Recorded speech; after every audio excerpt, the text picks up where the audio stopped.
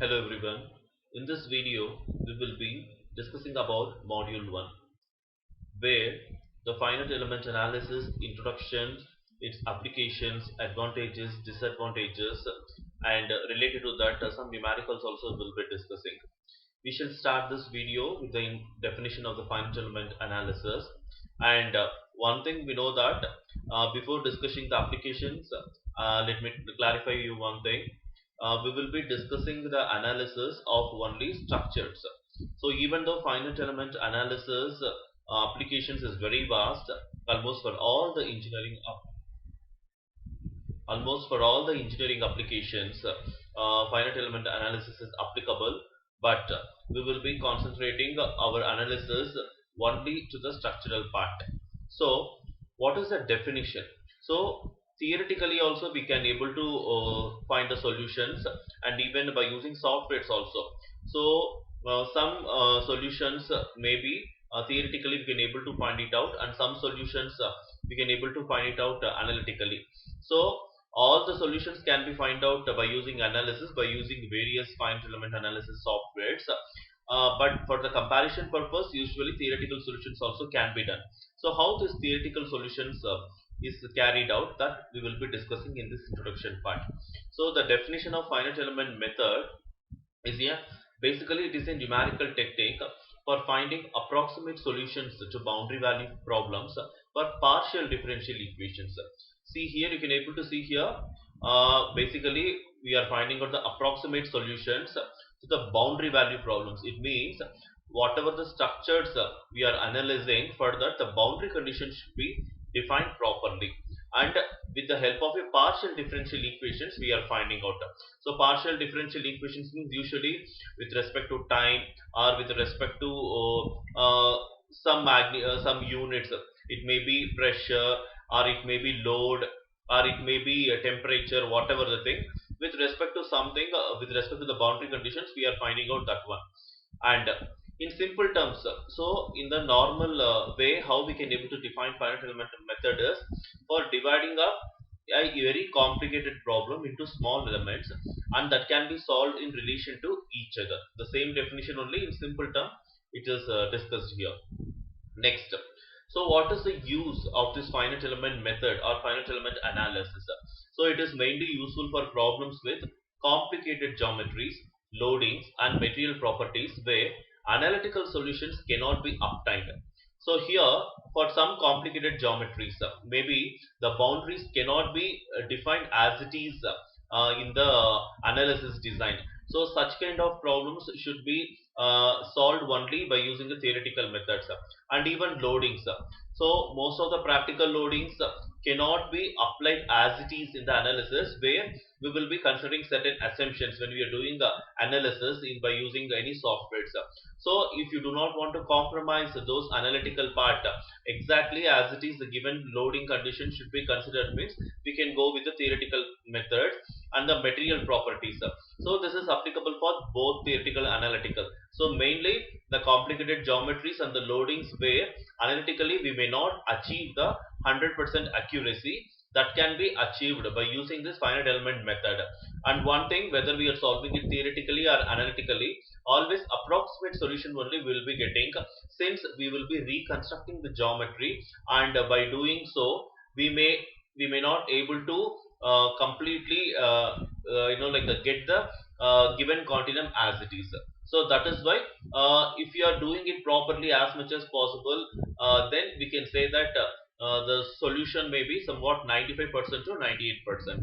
For the very simple and proper boundary problems, where we may expect 98 to 99% of the approximate solutions. Next one, how does finite element analysis work? So finite element analysis uses a complex system of points called nodes, which makes a grid called a mesh.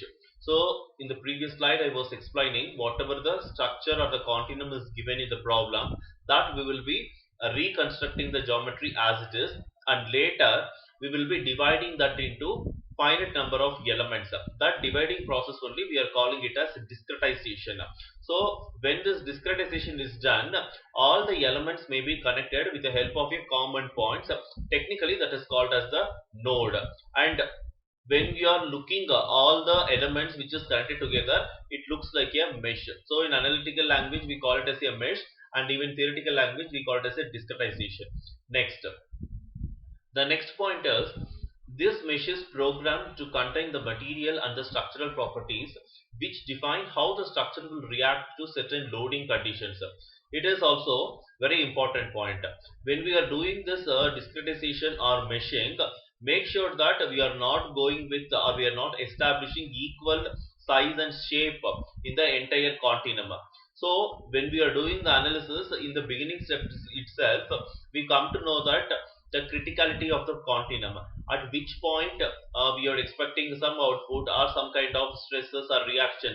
So the focus should be given more onto that particular locations, and as much as possible go with the smaller size element in those locations, and remaining locations where we are not expecting solutions which is not useful for our analysis, there you go with the bigger size element, so that we can overall reduce the computational time. Next is the nodes are assigned at a certain density throughout the material depending upon the anticipated stress levels of a particular area. The same thing. The nodes are completely depends on how many elements which we are establishing in the entire continuum. So more number of element means obviously more nodes will be there. Less number of element means less nodes will be there. So I told you, depending upon the criticality which is defined in the problem, we will be checking out the overall nodes and the overall elements.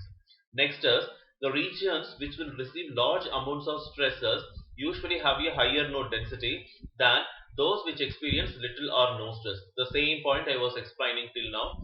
Points of interest may consist of fracture point of previously tested materials, fillets, corners, complex details, and high stress areas. So these are all the critical points where we need to go with the more number of elements. So more number of element means obviously more nodes. Make sure that whenever there is a change of line or change of boundary or change of cross section, never fail to create a node, because that is the only point where the exact geometry can be created. Next is the meshing, which acts like a spider web in that from each other. There extends a mesh element to each of those adjacent nodes. These web of vectors is that what carries the material properties to the object, creating many elements. So how, by using this concept with the help of a partial differential equation, how exactly the equations and the formulas and the methodologies we will be discussing. Now we start with the, even though the structural we are restricted to the structural, but under structural also we have many types of analysis. Many types of analysis. In that, the first we'll start with the structural. Structural analysis consists of linear and non-linear models. So what do you mean by linear models and non-linear models? So example, when we talk about the deflection or the displacement of any particular component, if the displacement is happening with respect to that particular reference line, means then we can call it as the linear, and non-linear is nothing but where with respect to the reference line, say for example x and y is there, if the deflection or the deviation which is taking place away from that line, so we call that as a non-linear models. Mathematically, how can we define linear and non-linear? So if the order of the variable, if it is not exceeding more than 1, means it is linear.